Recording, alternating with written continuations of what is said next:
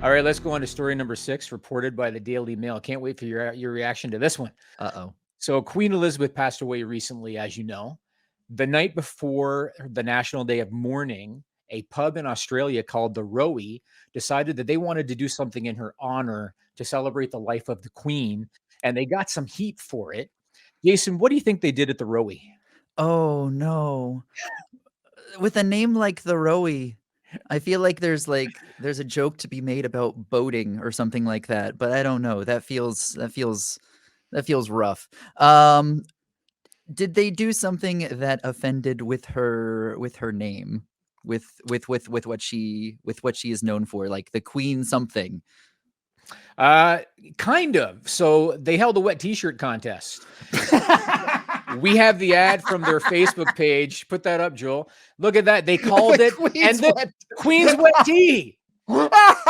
So you were kind of right. Like when you said, did they play off her name? They called it the Queen's wet tea, and they got some backlash for it. They said no disrespect was intended. Now, what do you think? Do you think Queen's wet tea all in good fun or in bad taste? You know, with I was thinking rowing, so I was already thinking You were kind water. of there, right? Right, yeah. Yeah, this makes sense. The longer you think about it, the more sense it makes.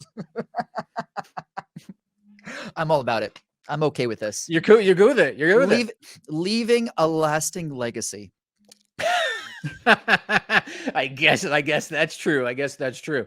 So my question for you with this one: have you ever competed in any kind of a contest in a bar, pub, or restaurant? Well, actually, this goes to the Guitar Hero stuff. Yeah, I have. There's been a lot of Aha. tournaments in Guitar Hero. I've played Guitar Hero competitively back when it was actually a relevant title for a lot of times. And for the last 5 years, there's been a fan made game called Clone Hero, which allows for anybody to play whatever songs they want on plastic guitar, like it's the old Guitar Hero games. And so back in those days, there were lots of tournaments, played in a lot of different pubs, won a lot of different coupons for different things. It was always fun to go in and kind of, oh, I've never played this before. Is this easy? How do you do it? How do you? And then you end up, taking everybody out because they were not expecting you to be a good player, Right, right, right? right. The pool shark kind of thing, but with a plastic guitar. Interesting. So were you like on the first song, you're like playing like shit on purpose, and then after that, you just kind of go to the races? I mean, it all depends on the situation. If they think they're hot shit and you want to put them in their place, then there's ways to do Uh-huh. it, right? Fascinating, fascinating. What kind of grand prize would you get, like in a Um, tournament at a pub? and a pub, the most I think I ever got in a pub was like $250. It was not much. Okay, it's not terrible. Not It's not terrible. terrible, especially for a night out playing video games at a Yeah, bar. You can't yeah, com you can't really beat that, right? yeah, yeah, yeah, yeah. Fascinating, fascinating. All right, reminder, guys, get in your super chats to have your question or statement read on the air. And if you can't catch the show live, go to kynchat.com, leave a contribution at any time, and we'll read it on the next show. All right, well, let's go on to story number 4, reported by defector.com. All of these are so good, and I can't wait for your reaction to all these because they're just so ridiculous. So the company Axios, it's a news website. The 3 co-founders named Mike Allen, Roy Schwartz, and Jim Vandehei, they released a book called Smart Brevity about the company's short format style of writing. And we have a picture of the co-founders with their book. There they are right there, happily posing at a bookstore with their book. It was published on September 20th and it was released on Amazon.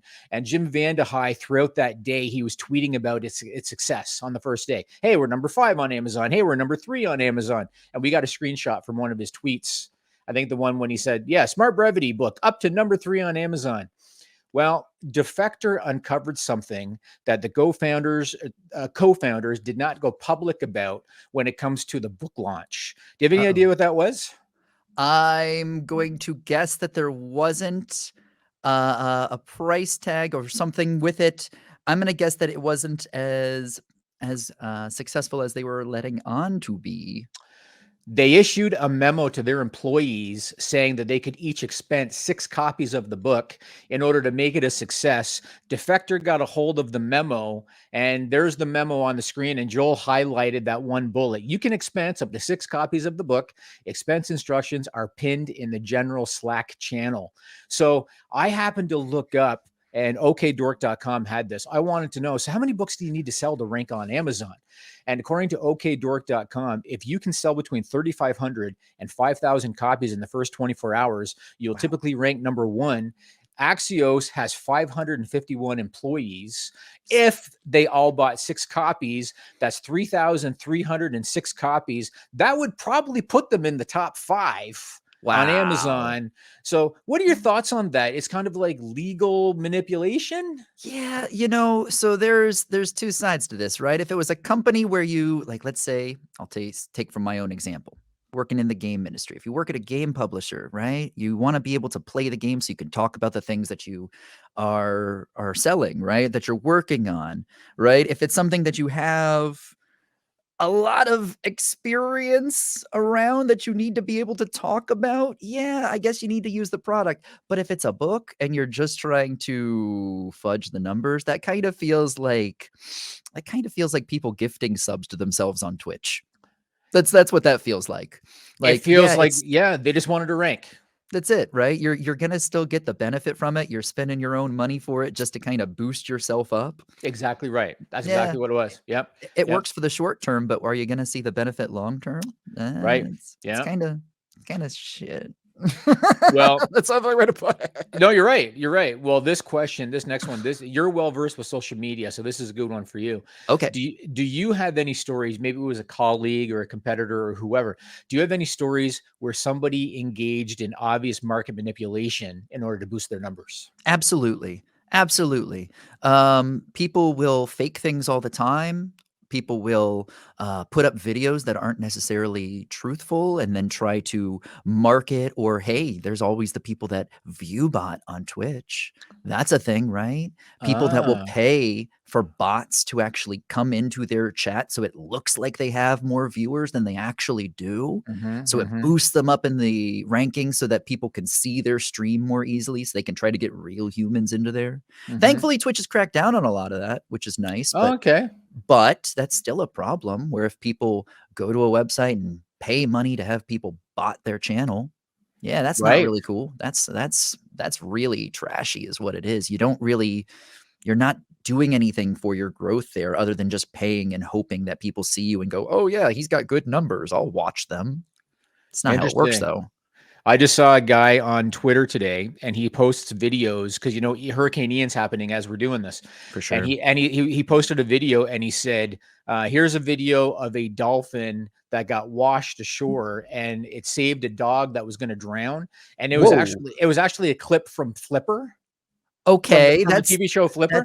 That's manipulation for sure. Hundreds of people, I'm talking hundreds of people, commented about the cute dolphin and what a hero that dolphin is, and it saved that poor dog. And it was a clip from the TV show Flipper. Were they just shit posting though? Like, were they just putting it up there, memeing on it? Because that's cool, that's funny if it's the case, just as a joke. So many people will take jokes like that seriously. And I think that's why he did it. I think he did it knowing these people are going to fall for it.